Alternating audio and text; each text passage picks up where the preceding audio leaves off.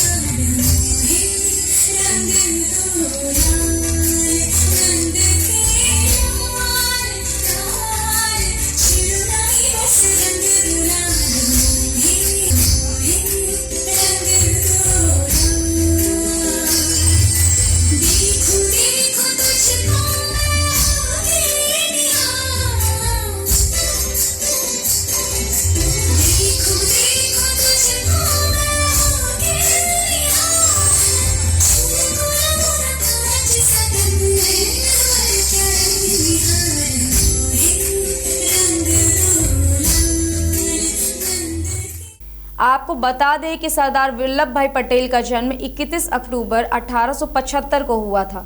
सरदार पटेल स्वतंत्रता संग्राम सेनानी और आज़ाद भारत के पहले गृह मंत्री व उप प्रधानमंत्री थे। स्वतंत्रता की लड़ाई में उनका महत्वपूर्ण योगदान था, जिसके कारण उन्हें भारत का लौह पुरुष भी कहा गया है। सरदार वल्लभ भाई पटेल की शिक्षा का प्रमुख साधन स्वाध्याय था। उन्होंने लंदन से बैरिस्टर की पढ़ाई की और उसके बाद भारत आकर अहमदाबाद में वकालत शुरू की थी। महात्मा गांधी से प्रेरित होकर वे भारत के स्वतंत्रता आंदोलन से जुड़ गए। सरदार पटेल स्वतंत्रता आंदोलन में प्रमुख योगदान उनका खेड़ा सत्याग्रह संघर्ष के रूप में सामने आया, जब खेड़ा क्षेत्र सूखे की चपेट में था और वहां के किसानों ने अंग्रेज सरकार से कर में छूट देने की मांग की थी। जब अंग्रेज सरकार ने इस मांग को स्वीकार नहीं किया तो सरदार पटेल, महात्मा गांधी और अन्य लोगों ने किसानों का नेतृत्व किया और उन्हें कर न देने के लिए प्रेरित किया। अंत में अंग्रेजी हुकूमत को झुकना पड़ा और किसानों को कर में राहत देनी पड़ी। बारदोली सत्याग्रह के बाद उनके नाम से सरदार वल्लभ भाई पटेल नाम जुड़ गया। बारदोली कस्बे में सशक्त सत्याग्रह करने के लिए उन्हें सबसे पहले बारदोली का सरदार कहा गया। बाद में सरदार उनके नाम के साथ ही जुड़ गया। उन्होंने ही देसी रियासतों के विलय का एक राष्ट्र का निर्माण करने की जिम्मेदारी भी निभाई। हैदराबाद के अलावा बाकी रियासतों ने शांतिपूर्वक भारत में अपना विलय होना स्वीकार किया। उन्होंने हैदराबाद में सेना भेजकर ऑपरेशन पोलो के तहत भारतीय गणराज्य में हैदराबाद को मिलाया। चूंकि भारत के एकीकरण में सरदार वल्लभ भाई पटेल का योगदान अत्यंत महत्वपूर्ण था, इसलिए उन्हें राष्ट्रीय एकता का प्रणेता माना जाता है।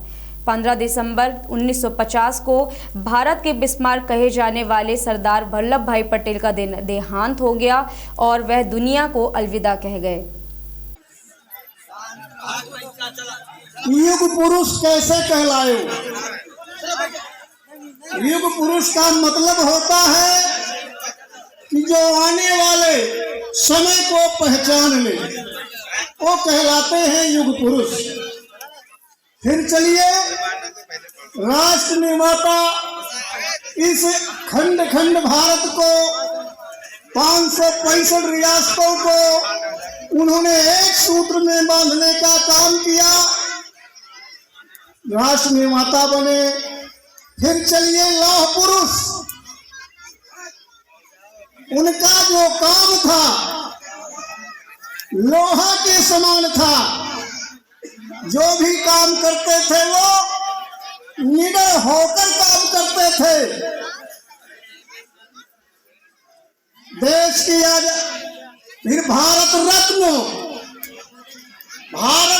की मैं यदि व्याख्या करूं तो मुझे हृदय से दर्द होता है। ऐसे महापुरुष को स्वतंत्र भारत के बाद 42 साल बाद उनको भारत रत्न की उपाधि मिली। दुर्भाग्य है। मैं किसी को दोष नहीं देना चाहता हूं, मैं उनके वंशज को ही दोष देना चाहता हूं कि उनका वंशज कभी भी उनके लिए नहीं जानते थे लेकिन माने नहीं है, इसलिए उनको 42 साल बाद भारत रत्न की उपाधि हुई। सरदार पटेल कैसे बने, इस पर भी थोड़ा मैं विचार रखूंगा। सरदार पटेल बारडोली किसान आंदोलन गुजरात में जब हुआ, गांधी के नेतृत्व में शुरू हुआ अंग्रेजों के जमाने में, लेकिन अंग्रेजों पर गांधी का कोई असर नहीं पड़ा। तब गांधी जी ने कहा कि उस समय सरदार नहीं थे, पटेल जी थे। बोले पटेल जी, इस बार बारडोली किसान आंदोलन को आप संभालिए। फिर सरदार पटेल जी ने उस किसान आंदोलन को अपने हाथों लेकर उसमें सफलता पाई। तब गांधी ने कहा कि पटेल जी आप आज सरदार नाम पड़ा उनका। बड़े दुख की बात होती है, हमारे बहुत सारे महापुरुष इस धरती पर पैदा हुए, लेकिन दुर्भाग्य है उनका कि उनके वंशज ने आज तक विचार नहीं किया, माना नहीं। इस देश के अंदर सरदार पटेल को जानता है देश, लेकिन मानता नहीं है, मेरा ये कहना है।